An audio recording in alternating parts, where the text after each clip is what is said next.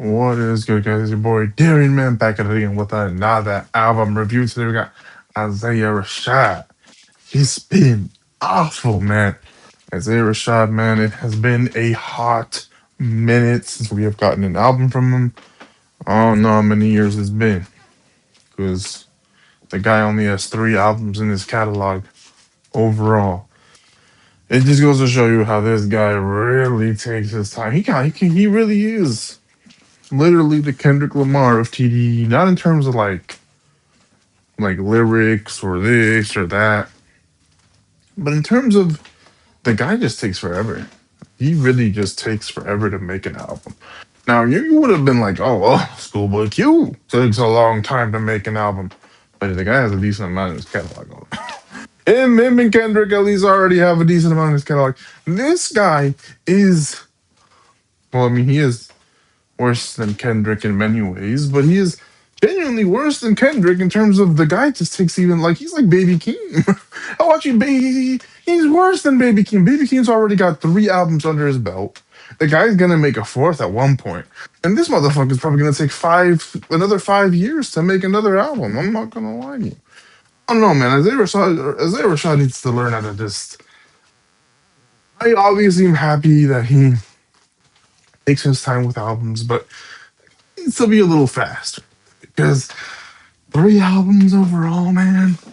When your peers are just they don't even take that long to make albums, and I'm not even gonna hate though because overall his catalog so far, even with just 3 albums, is pretty fucking good. Because this it's been an awful album, even though I do think this is once again I think after his last album he is going more experimental with this album.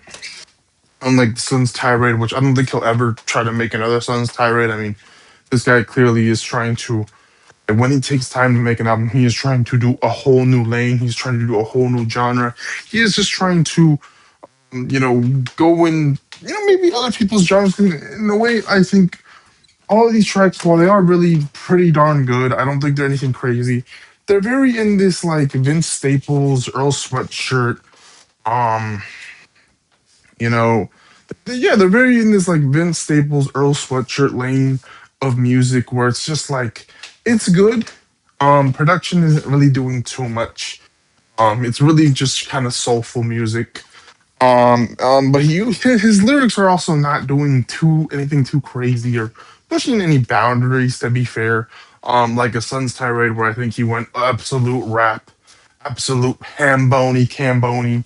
I think he absolutely killed it with choruses on Sun's Tirade. I mean that album is genuinely.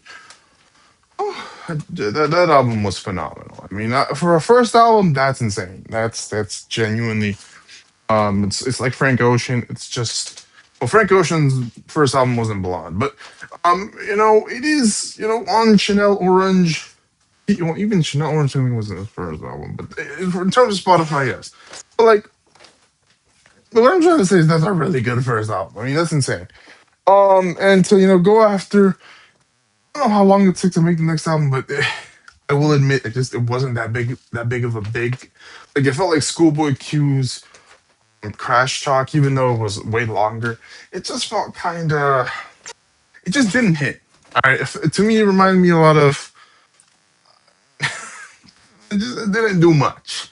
But with this It's Been Off album, I think this one definitely puts Isaiah Rashad back in the talk of just one of these underrated rappers, man. That I'm happy to be able to listen to him, and I'm happy to be able to get into him through people like Schoolboy Q, SZA, people in TDE, and just like you know, it's kind of interesting because one of the songs that I don't like on this album is "Boy in Red" featuring SZA because I genuinely think they both it was just kind of it was kind of I was hoping for 2 SZA features on this, but apparently it wasn't the case. But yeah, the mom track was just a little corny. Let me keep it a buck. And superficial. I think people like superficial a lot. Um, or maybe mom. But he just didn't do it for me. Didn't really do it for me. Definitely the best track on here is I think I don't know. besides 719 freestyle at the very end, which I think was really fucking good. I mean, superb. I mean, it was absolutely phenomenal. I think it's nothing to hide or 10 states away. I think it's one of those two that have probably some of the best production on this album. I mean, everything else was like, again, nothing too crazy with the production. I think, Isaiah Rashad had good enough lyrics, good enough chorus to really just make a good enough song.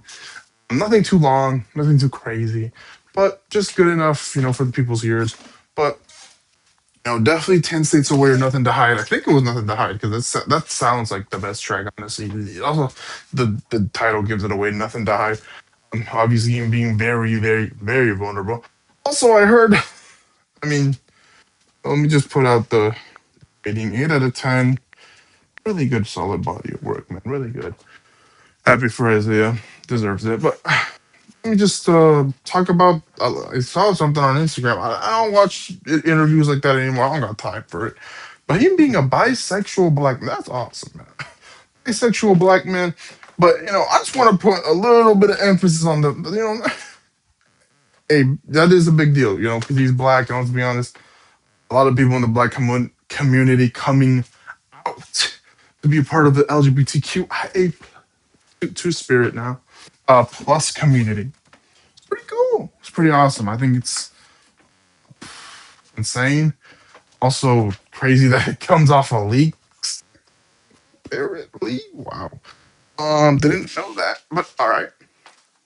But just want to mention that I thought that was pretty fucking cool. But yeah, man. That's about it, man. Overall, let me know what you guys think of the album.